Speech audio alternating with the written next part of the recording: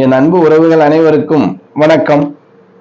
நம்ம இந்த வீடியோ பதிவில் பார்க்க இருக்கிறது திருமண தடை நீக்கும் எளிமையான பரிகாரம். 27 நாள்ல நல்ல விஷயம் நடக்கும். ஏதேனும் ஒரு நல்ல தகவல் உங்களை வந்து சேரும். அது என்ன பரிகாரம், அதை எப்படி செய்யணும், எந்த நாள்ல எந்த கிழமையில நம்ம அதை செய்யணும் அப்படிங்கிறத ஒரு முறை தான் நம்ம செய்ய போறோம். நம்ம இந்த ஒரு முறை இதை செஞ்சிட்டோம் அப்படின்னா 27 நாள்ல ஒரு நல்ல பலன், நல்ல மாற்றம், ஒரு நல்ல செய்தி உங்களை தேடி வரும். இப்ப ரொம்ப அன்பு உறவுகள் நம்ம கிட்ட கேட்கறது என்ன அப்படின்னா, ஐயா என் பொண்ணுக்கு திருமணம் ஆகலை, ஒரு நல்ல வரன் அமையணும். நாங்களும் ரொம்ப இடத்துல பார்த்துட்டோம், எதுவுமே செட் ஆகலை.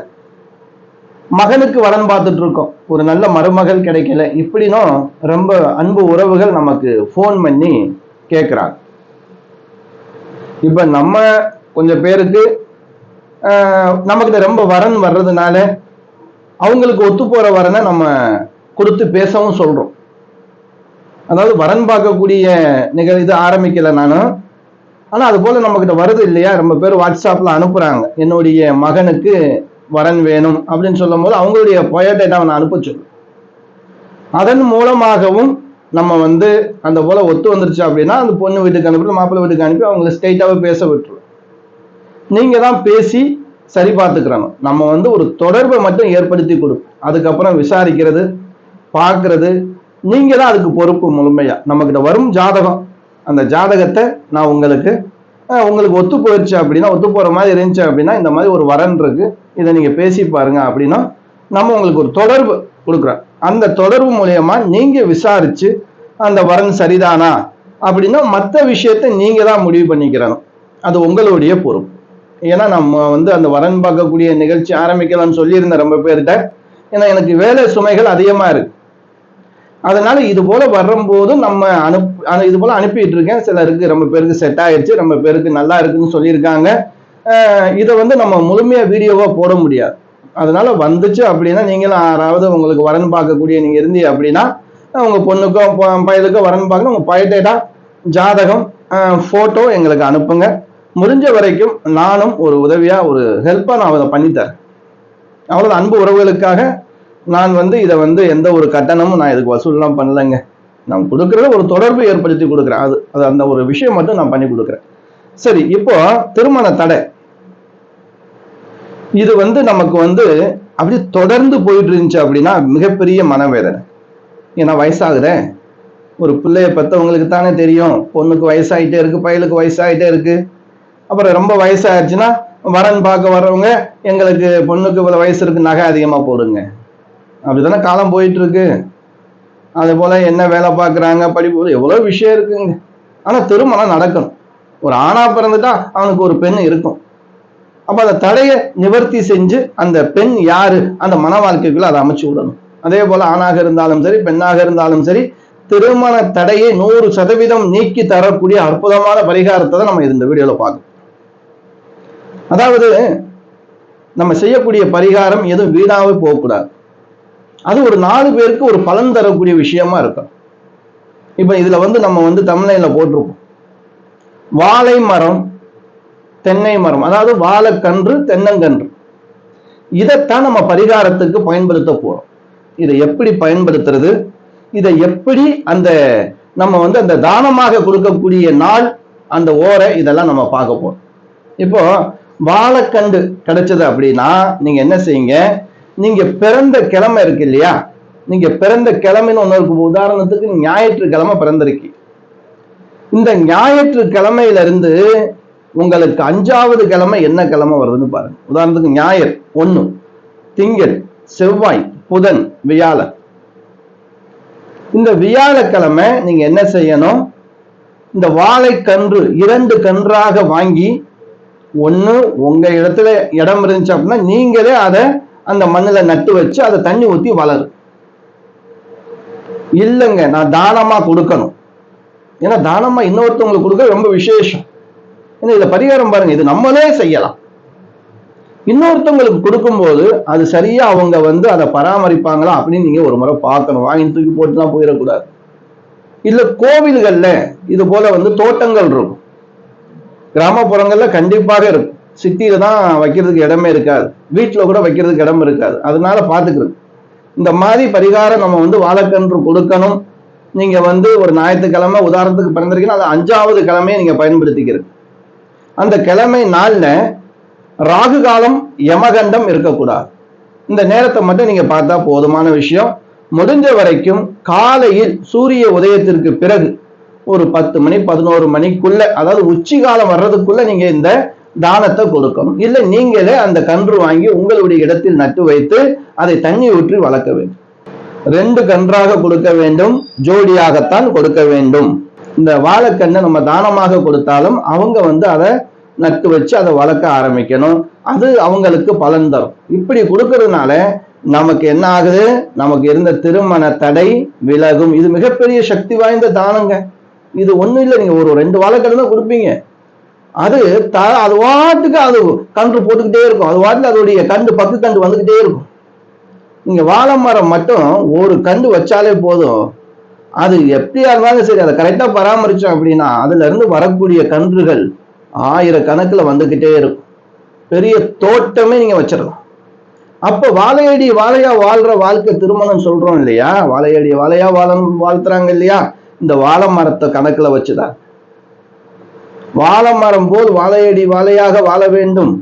2 கன்று வச்சு அப்படின்னா அந்த கன்று வளர்ந்து அது தளம் அதோடைய வாழ்க்கை முடிஞ்சிடும். ஆனா அது மூலமாக வரக்கூடிய உயிர்கள் பக்கு கன்றுகள் சொல்லுவாங்க, அது வந்துகிட்டே இருக்கும்.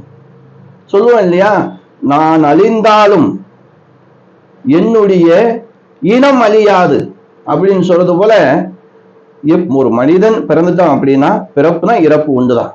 ஆனா இந்த வாழைக்கன்றை மட்டும் பாருங்க, இது போலதான் நம்மளும்.